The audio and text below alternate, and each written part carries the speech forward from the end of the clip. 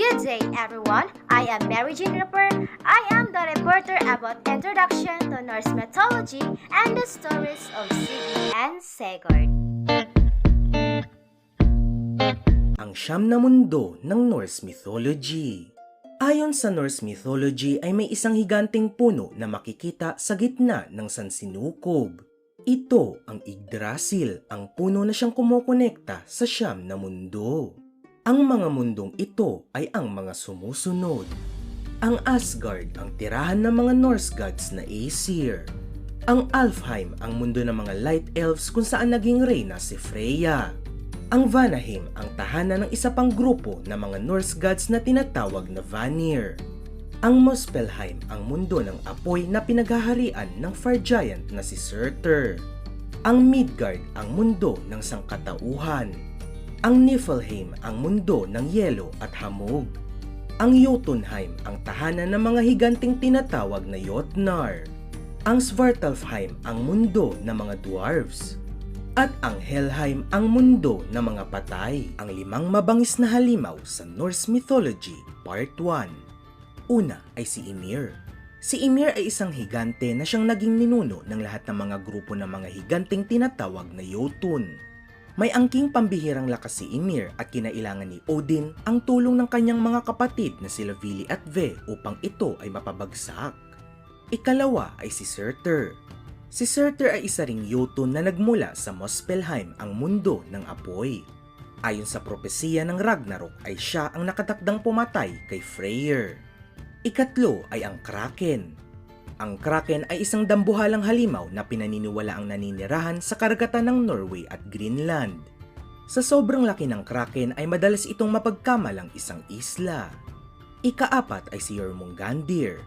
Si Jormungandr ang anak na ahas ng God of Mischief na si Loki. Siya ang nakatakdang makapatay kay Thor pagdating ng Ragnarok. At ikalima ay si Fenrir. Si Fenrir ay ang kapatid na lobo ni Jormungandr. Maging ang mga Diyos na Aesir ay kinakatakutan ang kapangyarihan ni Fenrir at siya ang makakapatay kay Odin. So, I will read the definition of terms. So, first is the Norse. Norse is the Norwegian language, especially in its medieval form. Pagan is a person holding religious beliefs other than those of the main world religions. Next is Vikings, seafaring, riders, conquerors, explorers, settlers, and traders who ventured throughout much of the world during the Viking Age. Next is Asgard, the home of gods without heaven. That is a strange world, and unlike any other heaven, men have dreamed of no regency of joy, no assurance of bliss. Next is the Midgard, the land of man or the earth. Niflheim is the land of ice. Yggdrasil is the world of ash tree or the world tree. Next is Jotunheim, is the home of Jotun and giants. Next is Hel, the home of the dead. Then the last is the Valhalla and Valkyries. Valhalla is the hall of the slain and one of the halls in Asgard, but thereto they must look forward to final defeat and destruction. So, background of the lesson. So, Norse Scandinavian mythology is the body of myths of the Norse Germanic peoples, stemming the Norse paganism and continuing after Christianization of Scandinavia and into the Scandinavian folklore of the modern period. Norse mythology consists of tales of various deities, beings, and heroes derived from the numerous sources from both before and after the pagan period, including the medieval manuscripts, archaeological representation, and folk tradition. Norse mythology provides reliable, well-documented information on the entailing mythology and religion of the Norse and other Germanic people before the Norse converted to Christianity during the Middle Ages. They had their own vibrant native pagan religion that was harshly beautiful as the Nordic landscape to which it was intimately connected, the centerpiece of the religion. So what we call today is the Norse mythology, the set of religious stories that give meaning of the Vikings' lives. So content. Who were the Norse people? The term Norse is commonly applied to pre-Christian northern Germanic peoples living in Scandinavia during the so-called Viking Age. Old Norse gradually developed into the North Germanic languages, including Icelandic, Danish, Norwegian, and Swedish. Bronze Age rock carvings in Scandinavia suggest a Bronze Age origin for the Norse people. Who were the Norse mythology? We do not know who the original Norse myth makers were. We do know that the Danish historian Saxo Grammaticus 1150 to 1220 CE or Christian era was a major redactor of Germanic myths, including the Norse myths. The composers of the 13th century Volsung saga provide us with much of the heroic material of Norse mythology, like the story of Signy and Sigurd. The poets of the Norse mythology, who saw that victory was possible in death and that courage was never defeated, are the only spokesmen for the belief of the whole great tectonic race of which England is part of ourselves. Through the first settlers in America, the priests of Christianity, who felt a bitter hatred for the paganism they had come to destroy. Snorri Sturluson in the year 1179 to 1241 CE was an Icelandic chieftain, landowner, historian, politician, and poet. Brought up in a family steeped in Icelandic traditions and lore, he became an expert on ancient poetry known as skaldic verse or skalds were bards the field of the north and on Norse myths. This expertise is fully revealed in his masterful work, which is the Prose Edda, based on an older work, which is Poetic Edda. Snorri's goal was to encourage Icelandic poets to remember the myths and poetic methods of skaldic poetry. The oldest manuscript of the Elder Edda is dated at about 1,300 years after the Christians arrived. But the poems it is made up of are purely pagan and adjudged by all scholars to be very old. The younger Edda in prose was written down by one Snorri Sturluson in the last part of the 12th century. The chief part of it is a technical treatise on how to write poetry, but it also contains some prehistoric mythological material which is not in the Elder Edda. The Elder Edda is much the more important of the two. It is made up of separate poems, often about the same story, but never connected with each other. The material for a great epic is there, as great as the Iliad, perhaps even greater, but no poet came to work it over as Homer did the early stories which preceded the Iliad. There are less of the names in the Edda, which sometimes run on unbroken for pages. Nevertheless, the somber grandeur of the stories come through in spite of the style. No one should speak of the style who cannot read ancient Norse, but all the translations are so alike in being singularly awkward and involved that one cannot but suspect the original of being responsible, at least in part. The poets of the Elder Edda seem to have had conceptions greater than their skill to put them into words. Many of the stories are splendid. There are none to equal them in Greek mythology, except those retold by the tragic poets. All the best northern tales are tragic, about men and women who go steadfastly forward to meet death, often deliberately choose it. Even plan it long beforehand, the only light in the darkness is heroism.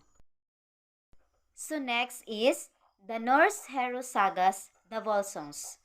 What is the Volsung saga? A saga is literally something said, that is, a story or history. The Volsung saga is the story of the legendary or mythological Volsung family, of which the two most important heroes are Sigmund and his son Sigurd.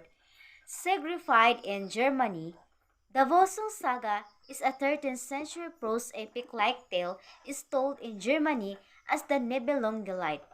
Opera lovers will recognize the tale in Richard Wagner's opera cycle known as Der Ring, This Nibelungenlied or the Ring of the Nibelung. You need to know. What does Sigurd mean in Norse? Sigurd is a male given name that comes from the Old Norse name Sigurd. This name combined the words victory and guard. So next is, who was the father of Sigurd in Norse mythology? Sigmund is Sigurd's father in Norse mythology. Sigmund's first son was Sinjotli, whose mother was Signy, Sigmund's sister. Sigurd later married Georges, who bore him Sigurd. Is Sigurd a god in Norse mythology? In Norse mythology, Sigurd is not a god. He is considered to be a descendant of Odin, as his ancestor Sigi was known to be a son of Odin. So next, who are Signy and Sigmund's parents? Signy and Sigmund are the children of King Bosong and Heliod. A giantess, she was the daughter of Hrimnir the giant. Next, who is Signy in Norse mythology? In Norse mythology, Signy is a queen who was married against her will and whose husband killed her father and all but one of her brothers. She dedicates her life to avenging their deaths and even kills her own children and sleeps with her brother in order to achieve her revenge. So, we are now in the stories of Signy and Sigurd. So, I have selected these two stories to tell because these seem to me to present better than any other the Norse character and the Norse point of view. Sigurd is the most famous of the Norse heroes. His story is largely that of the hero of the Nibelungenlied, which is Siegfried. He plays the chief part in the Saga, the Norse version of the German tale which Wagner's operas have made familiar. I have not gone to it, however, for my story, Bad to the Elder Ida, where the love and death of Sigurd and Brynhild and Gudrun are the subject of a number of the poems. The saga's all prose tales are of later date. Signy's story is told only in the Saga. So Signy was the daughter of Bolsung and the sister of Sigmund. Her husband slew Bolsung by treachery and captured his sons. One by one he chained them at night to where the wolves would find them and devour them. All this time, Signy was living with her husband, bearing him children, showing him nothing of the one burning desire in her heart to take vengeance upon him. So the day for it came at last. Sigmund and sinfully surprised the household. They killed Signy's other children. They shut her husband in the house and set fire to it. Signy watched them with never a word. Through the years, while she had waited, she had planned when she killed her husband to die with him. Clytemnestra would fade beside her if there had been a nurse Aeschylus to write her story. The story of Siegfried is so familiar that of his Norse prototype. Sigurd can be briefly told. Brynhild, a Valkyrie, has disobeyed Odin and is punished by being put to sleep until someone shall wake her. Sigurd, the son of Sigmund, thus the dead. He forces his horse through the flames and weakens Brynhild, who gives herself to him joyfully because he has proved his valor in reading her. Some days later he lives to hear in the same fire-ringing place. Brynhild goes with him to the Giukungs, where Sigurd takes his own shape again, but without Brynhild's knowledge. She marries Gunnar, believing that Sigurd was faithless to her and that Gunnar had ridden through the flames for her. Gunnar himself cannot kill Sigurd because of the oath of brotherhood he has sworn, but he persuades his younger brother to slay Sigurd. In his sleep, and Gudrun wakes to find her husband's blood flowing over her. Then Brynhild laughed only once with all her heart, when she heard the wail of Gudrun, but although, or because she brought about his death, she will not live when Sigurd is dead. She says to her husband, "One alone of all I love, I never had a changing heart." She tells him that Sigurd had not been false to his oath. when he rode through the fairy ring to win her for Gunnar in one bed. Together we sleep as he had been my brother ever, with grief and all too long are men and women born in the world. She kills herself, praying that her body shall be laid on the funeral pyre with Sigurd's. Beside his body Gudrun sits in silence. She cannot speak, she cannot weep, fear that her heart will break unless she can find relief, and one by one the women tell her of their own grief, the bitterest pain each had ever borne. Such are the early Norse stories. Man is born to sorrow as the sparks fly upward. To live is to suffer, and the only solution of the problem of life is to suffer with courage. Sigurd, on his way to Brynhild, the first time meets a wise man and asks him what his fate shall be, hide nothing from one however hard. The wise man answers, Thou knowest that I will not lie, never shalt thou be stained by business. Yet a day of doom shall come upon thee, a day of wrath and a day of anguish. But ever remember, ruler of men, that fortune lies in the hero's life, and a nobler man shall never live beneath the sun than Sigurd.